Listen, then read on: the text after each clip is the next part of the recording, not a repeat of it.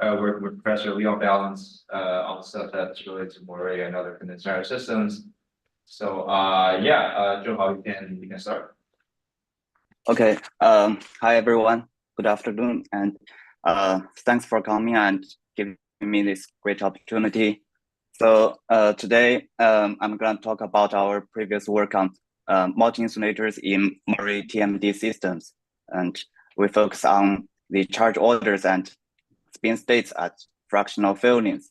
So this work is done with collaboration with Urban Seifert, Zhu Xiluo, and Leon Balance. And we have also a collaboration of DMRG calculation, which is done by Hongchen Jiang from Stanford University. Okay, so let me get started. We know that graphene and TMD materials can form Moray structures when one layer is stacked and twisted by a small angle on another layer. And there are these high symmetry points which can form an effective Moray superlattice. Suppose we have the electrons. Suppose the electrons are localized around these superlattice sites. We can estimate the kinetic energy scale and the Coulomb repulsion scale by the Moray lattice constant. And then the ratio of this Coulomb repulsion over the kinetic energy would be proportional to the Moray lattice constant. So at a small twisting angle, we have a large Moray lattice constant, and this leads to an enhanced coordination effect. In fact, there have been experiments that have observed coordinated insulating states. Here is a novel setup which uses the WSE2 single layer as a sensor to detect coordinated insulating states at various fractional fillings. And we also have like STM experiments, which shows clearly the triangular, honeycomb, and striped charge orders emergent on these Moray superlattice sites. And we should also have a Kaufman sublattice charge order is expected to exist at like 1/4 or 3/4 filling. And of particular interest is the triangular and Kaufman sublattice charge order because they give rise to frustrated spin models, which can lead to, for example, some spin liquid states. And this is our focus of our work. So a natural starting point to study these coordinated insulating states would be Hubbard model. And yeah, indeed, there could be effective Hubbard model that describes the Moray TMD physics, which can be calculated from continuum model.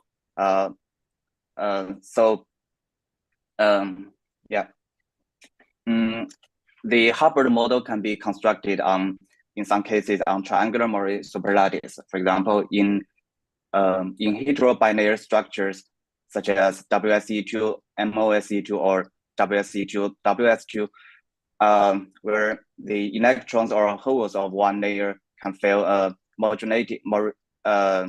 potential modulated by another layer, and usually it's the valence band holes from WSE2 layer and the modulated Moray potential minima would form a triangular superlattice structure as shown in this figure.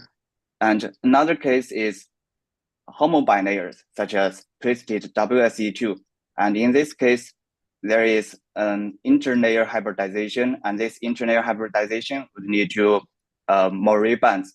And when the topmost Moray band has a trivial Chen number, then we can construct the one-year functions, and the one-year centers are found to be localized around this effective triangular lattice model.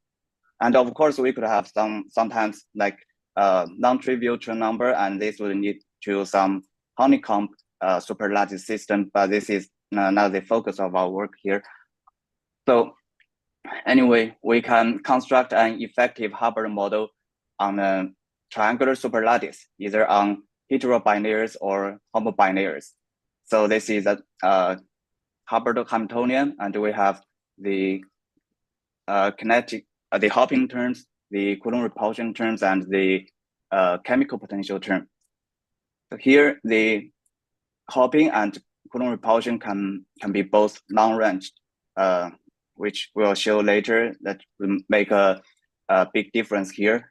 And the hopping here can even be complex numbers due to the absence of inversion symmetry in Morris systems, and that's special of the Morris system.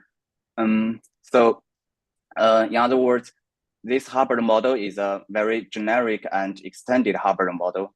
And from some experimental data, we know that a typical value of the nearest neighbor hopping is about 1 microelectronvolt, and the on-site Coulomb repulsion is about 15 or 20 microelectronvolts, at least for this WSE2, WS2 system.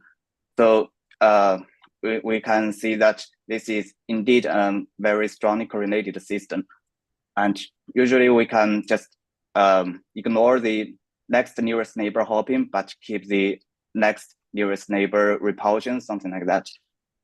Okay, so the goal would be very clear. We want to solve this extended Hubbard model and describe first the metal insulator transition and charge ordering, particularly at fractional fillings, and also the possible magnetic or spin states on top of the charge ordering.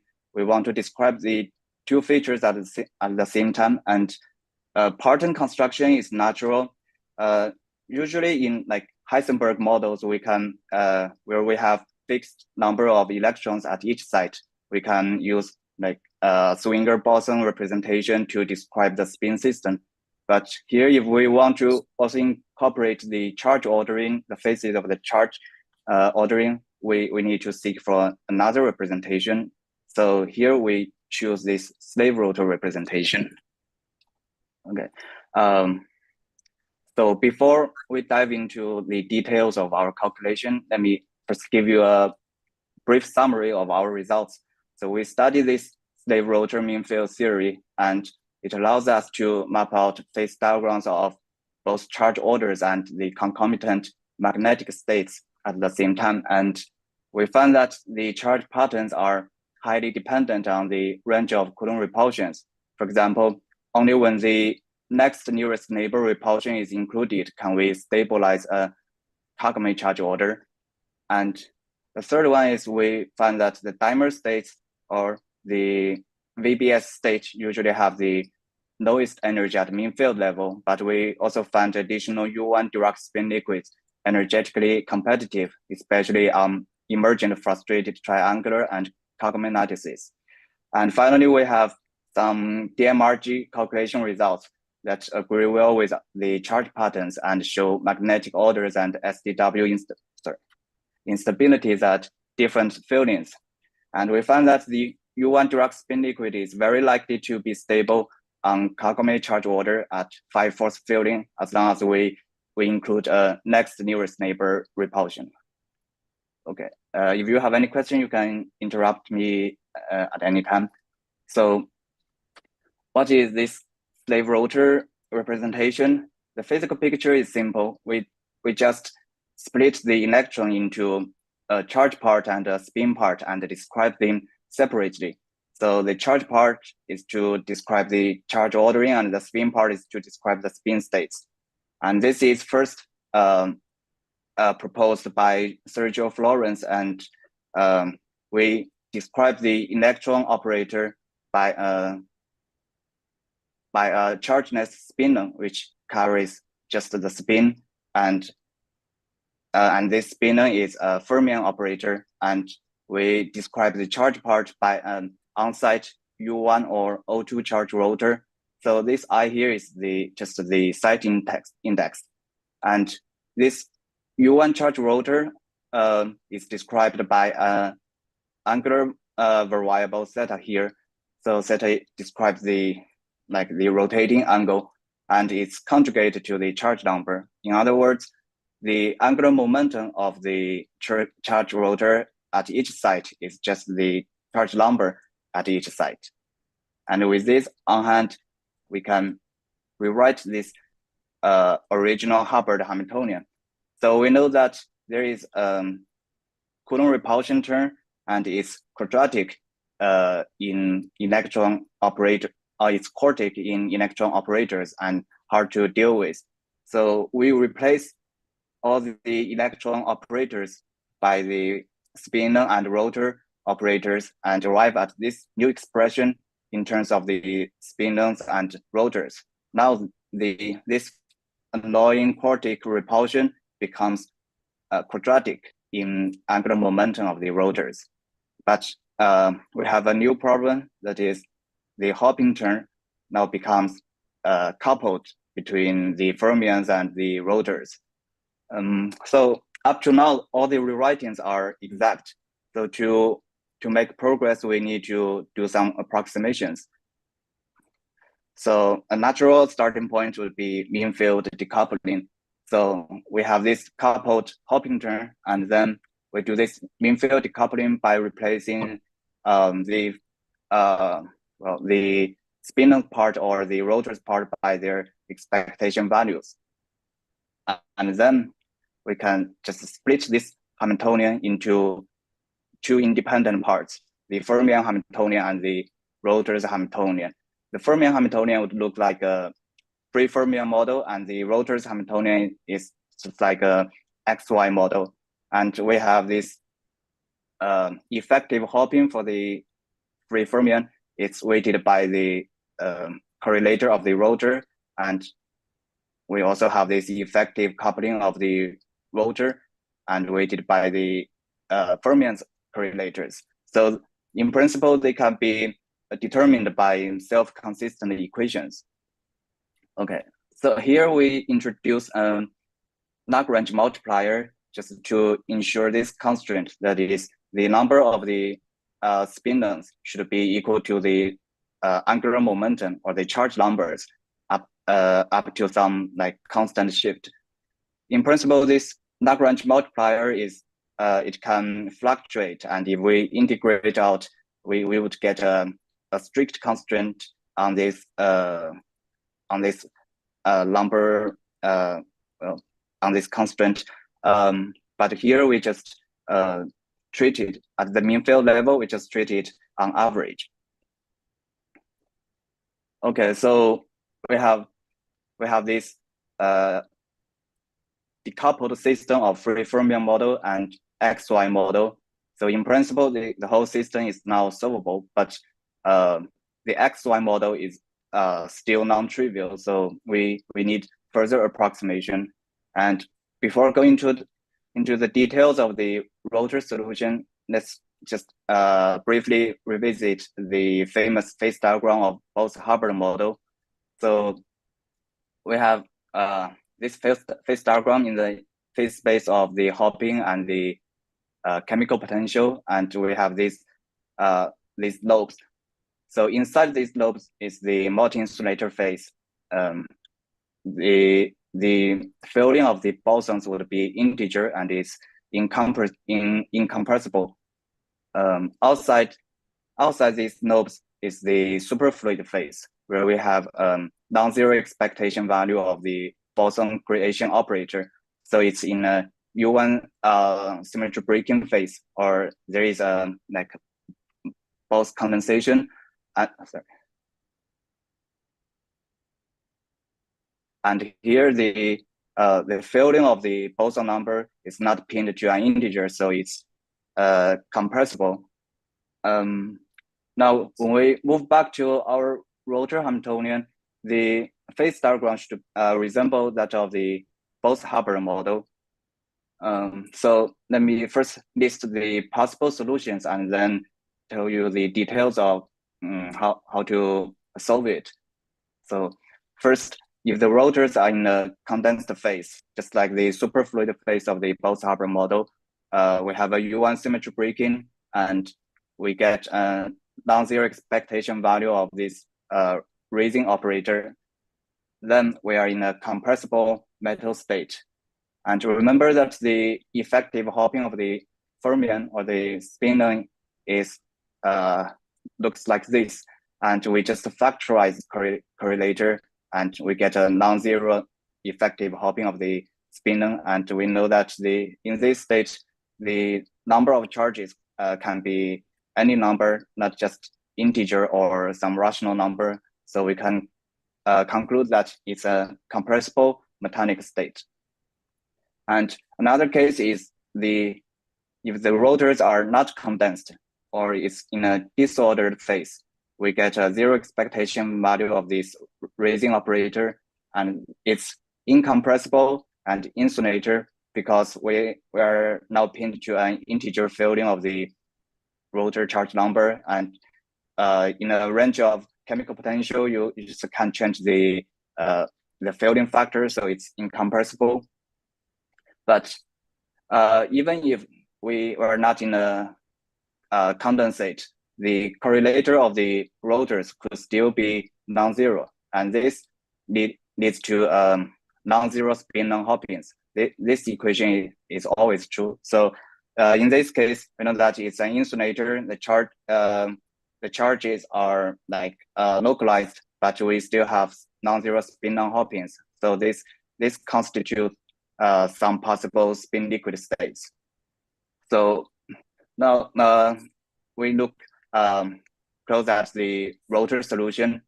Suppose we have a condensate, then we can just again do a mean field calculation, mean field approximation. We just factorize this offsite coupling of the rotors, and we can do the same to the offsite coupling of the angular momentum, and finally arrive at a single site mean field Hamiltonian. So with this Hamiltonian, it can be solved at least numerically once we specify unit cell ansatz. For example, we suppose it has a like square root of 3 times square root of 3 translation, something like that. And this can be solved numerically. And here this Zi or Zj is defined as the square of the condensation, and it has a physical meaning of electronic spectral weight of the electronic Fermi surface, and it vanishes continuously as it approaches the atomic insulator phase. This has been studied when people are studying the continuous mode transition. But here, this is not our focus in this work. Another solution is the one without condensation. So in this case, we kind of factorize this coupling term, but we know that here the Li, the angular momentum or the charge number would be quantized to integers, and in this case, the Coulomb repulsion is usually not very small, and usually it's kind of big. So in this case, we can just treat this term perturbatively. So to calculate the correlator of the rotors, we make use of the Hellman-Feynman theorem. That is, the expectation value of this observable is just the derivative of the Hamiltonian with respect to the coefficient. And we treat this term perturbatively. And just by doing some very standard perturbation theory up to second order, we find that the correlator of the rotor is to the lowest order is proportional to the coefficient. And in the denominator, it's a function of, it's a linear function of the on-site repulsion U and the nearest or next nearest neighbor repulsion Vij. And just to remember, the Kij here is defined to be proportional to the fermion correlator, and we can solve it again self-consistently to get the value of the Kij. And we know that Kij equal to 0 is still a solution, so we still have this trivial solution of atomic insulator, but Kij now could be non-zero and leading to some like VBS order or spin liquid state. So the atomic insulators, dimer states, and spin liquid states are all allowed solutions. Okay. So finally, let me just say a few words on the gauge structure of this slave rotor representation. To be brief, we have a U1 gauge redundancy of slave rotor decomposition. That is, when we do a U1 gauge transformation to the spin-on operator and the rotor operator, we find that the physical electronic operators, the C dagger and C, would not change. So we have this emergent U1 gauge field, and this like dynamical U1 gauge field would couple to the spinner and the rotors. So once we get a mean field solution, we need to consider the fluctuation of this dynamical U1 gauge field, and we need to be careful of the like instability against the monopole proliferation of this gauge field, because we are dealing with a 2D system. And another important thing is the projective symmetry group, which is dictated by this U1 gauge structure here. So it's important when we consider symmetric spin liquid candidates, and we know that the spin liquid states preserve all the physical symmetries, but there can actually be topologically distinct spin liquid candidates, and this is classified by the projective symmetry group. It's first proposed by Xiaogang Wen, and here we don't go into the details of the algebraic relations of this projective symmetry group, but just mention that the RVB state and like pi flux state or U1 Dirac spin liquid are all like not candidates according to the U1 projective symmetry group. Okay, with all these preparations, let me show you the result of our calculation. So let me first show the charge orders of the phase diagram.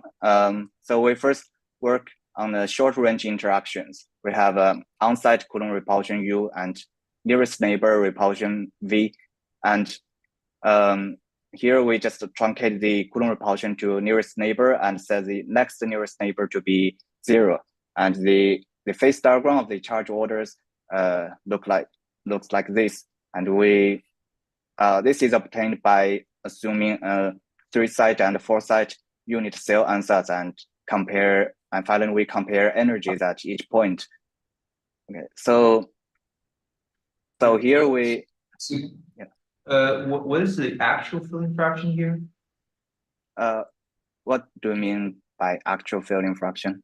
Like the electron filling fraction and where you just you mean yeah, so this is the like average filling of the lattice, and the lattice is just like we treat the Mori superlattice as just a triangular lattice. So like n equal to 1 is just 1 electron per Mori unit cell, like that. Oh, I see. You're not using filling fraction as an input. Yeah. So yeah, I'm not sure if I get your question. So we're just yeah, like the n equal to 1 is just 1 electron per Mori unit cell, and we are working on this super lattice system. Yeah. Oh yeah, mu is changing. Yeah, mu is changing. Yeah, yes. so the x-axis is chemical potential, not the particle number. Yeah, so the particle number is always variable. Yes. Okay. Yeah. So yeah, the x-axis is mu and the y-axis is u. So yeah. And these are all stable, like charge orders. Yes. At least so at least they are like the lowest energy state in the ground state. And later I'll show you some other like DMRG numerical calculations to show that these are the charge orders are stable. They're also like compressible phases, right? Yeah, so here we have like 1 and 4/3.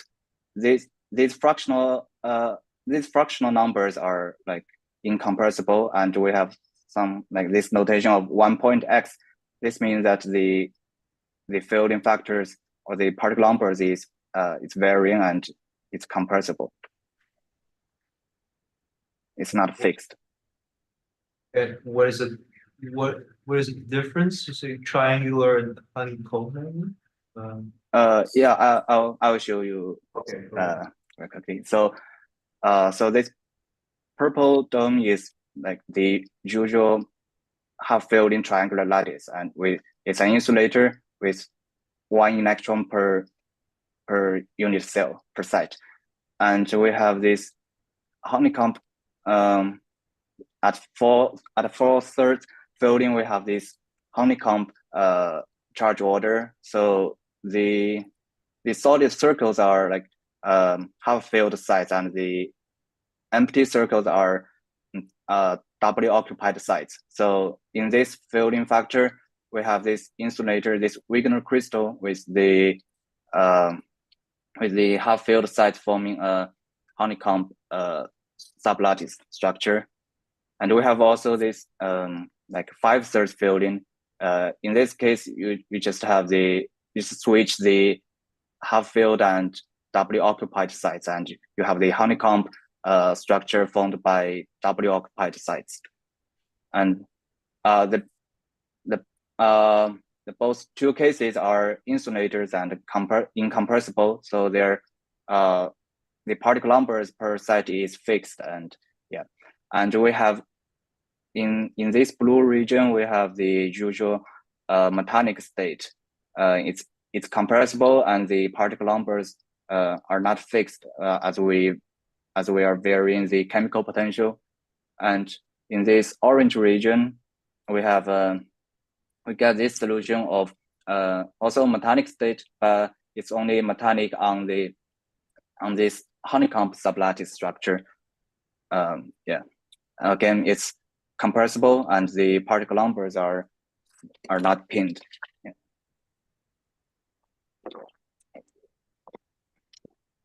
And later we will focus on this half-filled triangular case because it's a frustrated spin model. And yeah, and then we just extend the Coulomb repulsion to next nearest neighbor. This can be achieved in experiments of 2D materials when we can tune the screening effect by something like a gate voltage or like a screening layer of graphene or something like that. And here we just take the limit of no screening effect at all, and we get this next nearest neighbor repulsion. And in this case, we can stabilize some new charge orders. So here, besides like this half-fielding case and yeah, these charge orders shown before, we have now at the 5/4 fielding, we have the Kagome charge order with the half-filled sites forming a Kagome sublattice, and we have also the stripe order at 3 half-fielding. And again, for the metanic states, we have the metanic states residing on these emergent sublattices.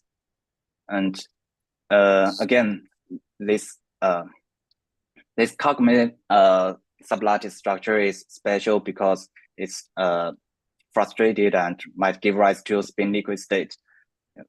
So the two slides are the charge order phase diagrams. And so any questions so far? Yeah. So when you have these fractional filling insulators, Do you still have spin Fermi surface, or is it fully gapped? Yeah, I will talk about this in the next slide. Yeah. Okay. The 3 and 4 unit cell ansatz. Yeah. That means that the denominators for the fractional ones can only be 3 or 4, right? Is that? Yes. So actually, in some like classical study of the Hubbard model, like if you have only the Coulomb repulsions and no hopping at all, you can map the Hamiltonian into some Ising model, and it's some there are some papers decades ago and showing that usually the like the 3-site and 4-site unit cell are energetically favored. You could also like assume some like 7-site or 8-site unit cell, but usually they have a higher energy.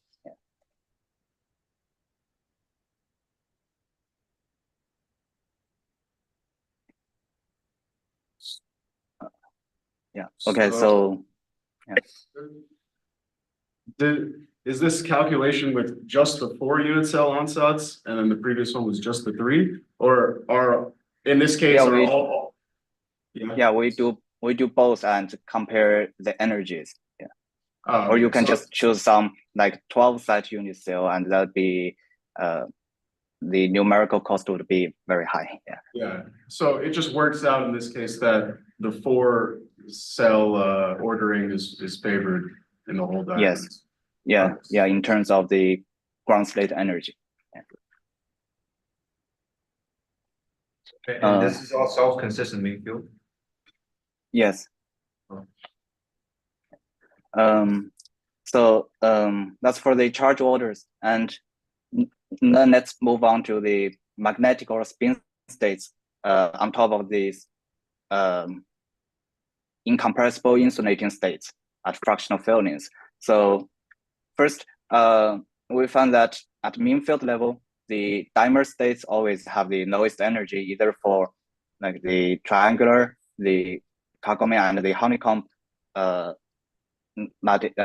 honeycomb charge order. And if we project them back to the physical space, it's just a covering of singlets, and so it's a VBS phase.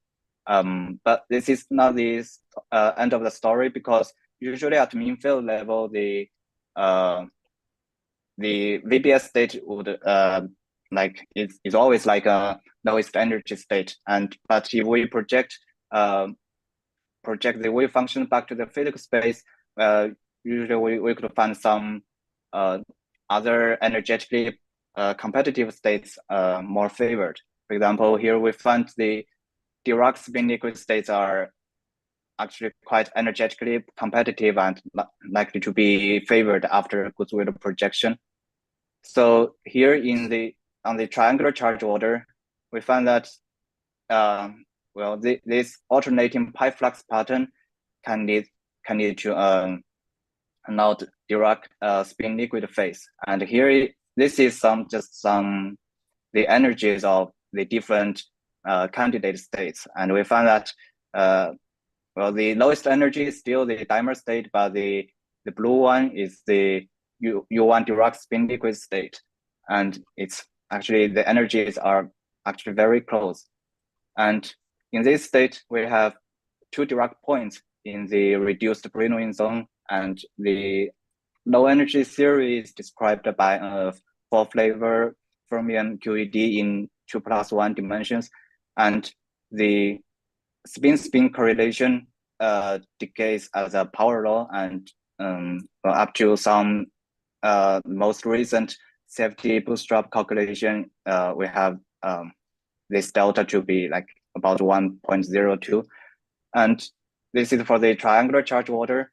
So it's a gapless Dirac spin liquid, and we can also get a similar solution for the honeycomb charge order. In this case, it's just an RVB state with all the spin-on hoppings having the same sign here, and we have also this energy comparison, and this because the honeycomb charge order has an intrinsic sublattice feature, so it still has Dirac points at the k points of the Brillouin zone, and it's still a gapless U1 Dirac spin liquid.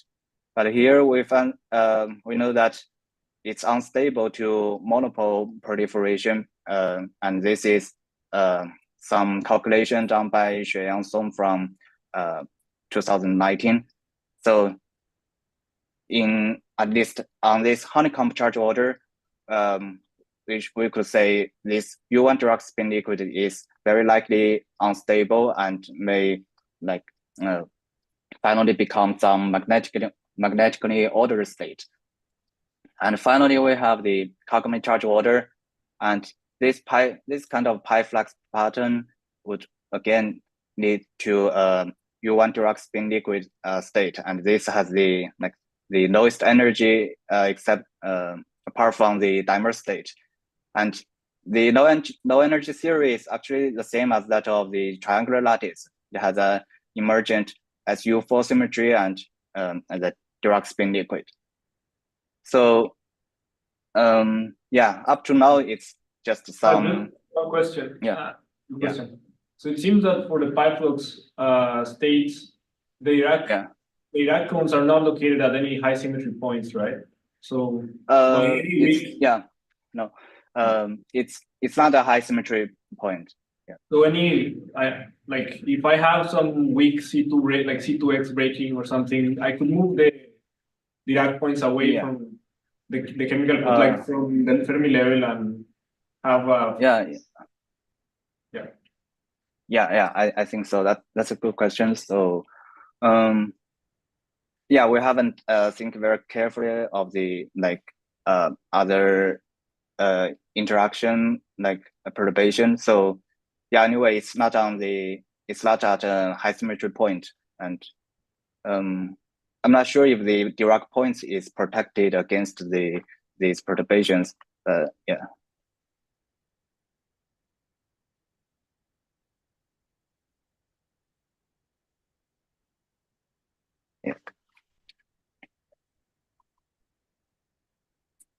Okay, so any other question? So up to now we have just shown the mean field calculation.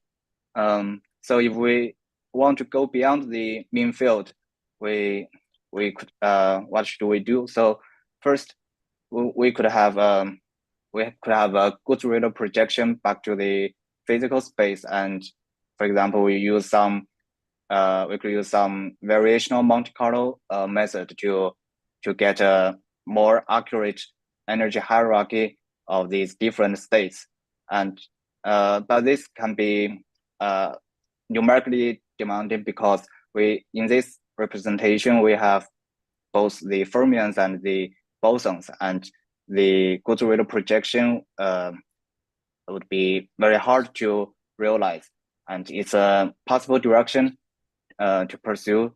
And if we look at from field theory perspective, we need to take care of the instability towards magnetic ordering, due to monopole proliferation, and both the two questions are kind of tough questions to solve in short times. So here we just turn to DMRG calculations to first get some magnetic or SDW instability in some, for example, the honeycomb charge ordering, and also to support some of our mean field calculations. So the DMRG calculation is done by Hongchen Jiang from Stanford University. So the half-filled in triangular case is actually well studied in Heisenberg model. And so here we just focus on the honeycomb charge order and the Kagome charge order. So for the honeycomb charge order at 4/3 filling, and we set the next nearest neighbor repulsion to be 0, and we find that there is indeed a charge ordering of honeycomb sublattice, which is formed by half-filled sites, and we found that there is a magnetic order, of the spin structure. So it's zigzag spin order, and which could be possibly explained by just some like perturbation theory. And for the 5/3 filling, again, we still have this honeycomb charge ordering, and this is in agreement with the mean field calculation. And now the honeycomb charge order is formed by fully filled sites. And here we find that in the bulk, there is like a perfectly validation magnetic moment. This is, we think it is due to some fluctuation and frustration effect. And we know that there is also might be some interesting boundary physics of this whole system. But anyway, the bulk here has no magnetic moment. And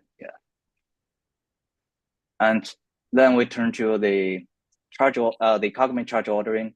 So first at 5/4 filling with a short range repulsion, we found that in the mean field there is no stabilized Cockman sublattice, and the DMRG agrees. The DMRG result agrees with our calculation, but it's still not a Metonic state. So here we have no Cockman charge order, but it's still insulating because and we find that there is might be some weak collinear CDW and SDW pattern. And from some previous work, we found that in the nearest neighbor hopping triangular model, there is a spin susceptibility peak at the 5/4 filling. So that might be explain the SW instability at this filling, and this SDW instability finally leads to this CDW pattern. Anyway, it's there is no Cockman charge order, but with some CDW and the SDW pattern. Okay, and finally we extend the Coulomb repulsion to long-range repulsion. Just as in our mean field calculation, there is a stabilized Cockman charge order formed by the half-filled sites. And since this is the lowest ground energy, we have compared like the U1 DMRG with the SU2 DMRG, and we find that the lowest ground state is actually obtained by the SU2 DMRG. That means the magnetic moments of each site is strictly validation, and we get a quantum paramagnet of this state. And we could also measure all these different kinds of correlation functions, and we find that there is no magnetic moments at all, and there is no chiral dimer and superconducting order. All these correlations decay exponentially here, and so this all this leads to like this possible U1 Dirac spin liquid, and that's a result of this DMRG calculation. So as a summary, Quick question here. So you said the spin correlation function decays exponentially? So this is in log scale. Right. So is it consistent with the Dirac spin liquid then? Yeah. So gapless, right? I mean, so is it because of the DMRG setting, like you can't actually have? Or... I mean, yeah, unless you have some model with, like Kitai model. Yeah. You have a perfect Kitai model, you could have an exponentially decaying correlation function in a gapless liquid. With perturbation, it has to see power. Yeah. So we just thought that there is just no spin. The exponential decay just means there is no spin order, but That's fine. I mean, it could be a Yeah. gas physics instead of a Dirac. Yes, yeah. We're still working on this, so yeah, we'll consider this possibility.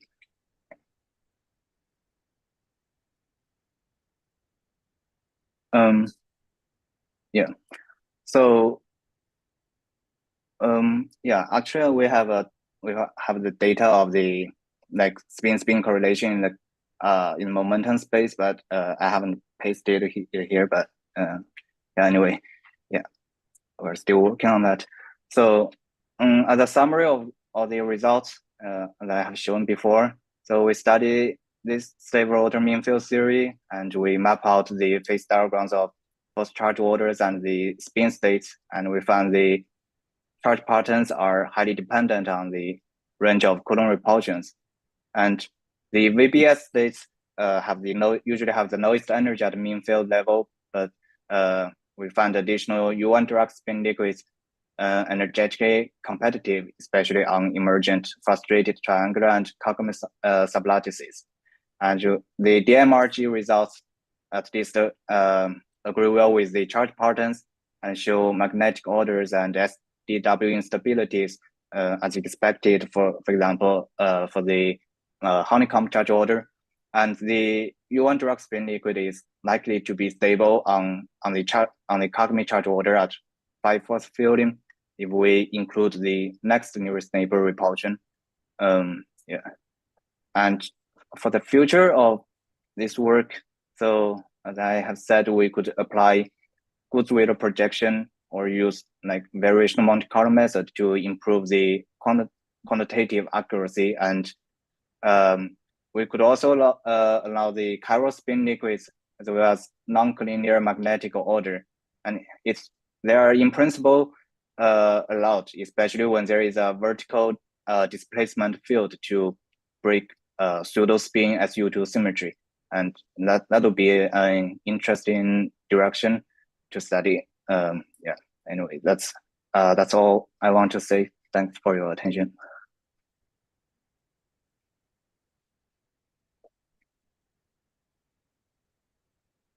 Okay, questions? Yeah.